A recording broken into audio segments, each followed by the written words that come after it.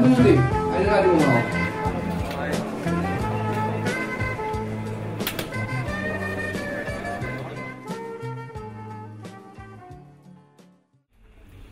Dragi prijatelji, nalazite se danas na mestu gde je Dunav najširi, ali gde počinje jedna od najljepših i najpoznatijih rečnih klisura u Evropi, Đerdapska klisura.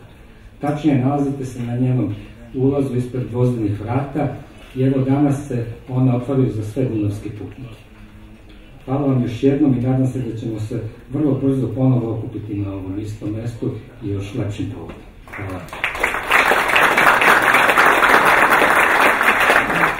Ima momenta kada jedna opština, jedan kraj dobiju mogućnost da promene tok istorije i sopstvenih sudbina.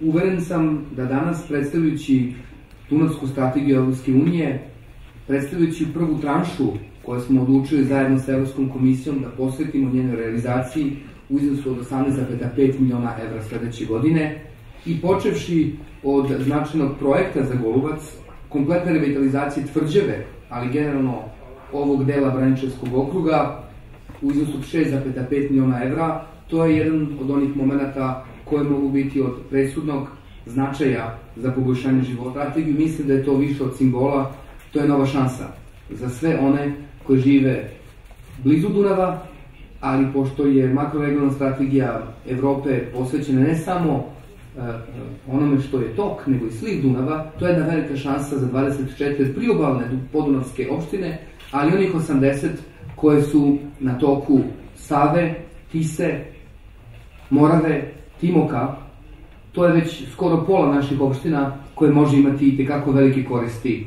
od ove podunavske strategije. Podunavska strategija, to je moja ključna poruka, jeste šansa za celu Srbiju. Ali ona jeste šansa za jačanje naših veza sa našim susedima. Zbog toga najavljujem da veliki deo poziva koji će biti raspisan u januaru mesecu 2011. godine za prekograničnu saradnju sa Rumunijom će biti posvećen podunavskim projektima. Podunavska strategija, ono što je Evropska komisija usvojila prošle nedelje, je odraz izazova, ali šanse koje daje Evropa, da je Srbija prirodni deo Evropske unije. Tako da očekujemo mnogo od ove strategije, ona jeste na nacionalnom nivou, ali tu je gospodin Lange koji vodi asocijacije gradova i regiona u Podunavlju. To naravno znači da postoji velika mogućnost da se gradovi i opštine uključe u njenu izradu i da predlože projekte. Pozdravljam mnogobrojne čelnike opština, od Smedereva, Apatina, tu su predstavnici vlade Vojvodine, grada Beograda, mnogih drugih delova naše zemlje.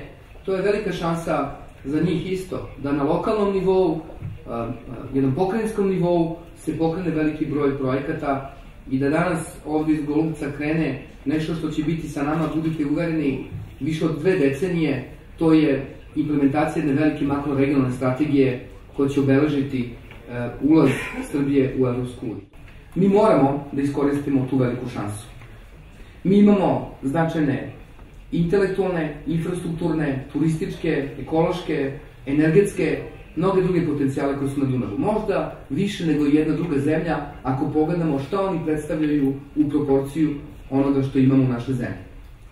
Mi smo dunavskija zemlja, ako smijem tako da se izrazim, od skoro bilo koje druge zemlje koje je u toku Dunava.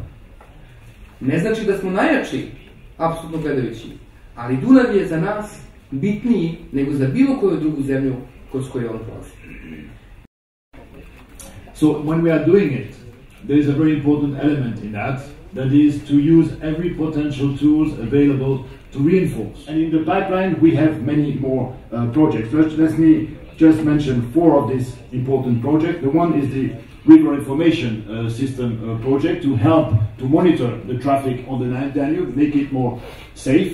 It's a 11 million euro project which is ongoing, and I'm very pleased that we were able not only to do the Danube element of its information system, but also to extend it now to the Sava river, because of course it's all that, as it was explained by Mr. Jelic, is all connected.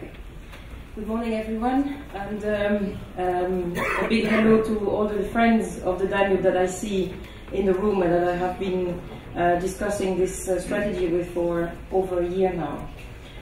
Solve common problems and also to unlock the joint potential. Gordana Karović, Udruženja Arheologija za očuvanje i istraživanje podvodne kulturne baštine i očuvanje tradicije plovidbe. Ja moram samo ovo nije konkretno pitanje, možda može da bude i kao pitanje, ali samo jedna mala primjedba jer ne mogu da odolim. Sve vreme kada govorimo o kulturnom nasleđu, o kulturnoj baštini, uvek govorimo, kao što smo i sada čuli nekoliko puta, o lokalitetima koji se nalaze duž Dunava. Samo jedna stvar moramo, ako pričamo o Dunavskoj strategiji, da zaista skrenemo pažnju na jedan izuzetno značajan segment, a to je podvodna kulturna baština. I kada je u pitanju reka Dunav, zaista moramo da obratimo posebnu pažnju na nju, jer je ona jedan veoma osetljiv segment, a čini mi se da je skoro nikada u okviru Dunavske strategije ne pominjemo. To je sve. Hvala. I drugog razvoja, što će otvoriti mogućnost za nova radna mesta, što će otvoriti mogućnost da i drugi gradovi izgledaju. Ta investicija je do sada blizu 20 miliona evra, a trenutno se rade različiti kapaciteti za produženje turističke sezone. I naravno, zadovoljstvo mi je što smo u nekoliko navrata čuli da je pomenuto Veliko Gradište. I think with the Water Framework Directive, for sure, the situation will improve at least as far as the member states are concerned, and the whole point of the strategy is to make sure that the other countries which are associated to the process Udruženja Dunavski propeller Krsta Paštović da prenesem poruke predsjednika udruženja Davida Belengera i celog upravnog odbora iz Kanade, koji su prošle godine bili u Srbiji i prošli od Kladova do Bezdana. Čestitke Evropskoj zajednici i Srbiji što je usvojila jedan ovakav program i oni nude saradnju u okviru realizacije tog programa. Asocijacija je svetska, koja ima 16 zemalja članica i žele da se time bavi. Kad smo mi počeli nešto aktivnije da se uključujemo u ovu priču, a to je negde u septembru mesecu prošle godine, bilo je očigledno da postoji veliki broj ljudi, institucija, nevladnih organizacija, medijskih kuća, kod nas koji su mnogo znali o Dunavu, ali već 20-30 godina niti su imali bilo koga da ih sluša, niti su imali sredstva da sprovedu delo ono što već odavno su znali da treba da bude realnost. I u ovom momentu ja osjećam veliku energiju koja je na ovaj način potrebna.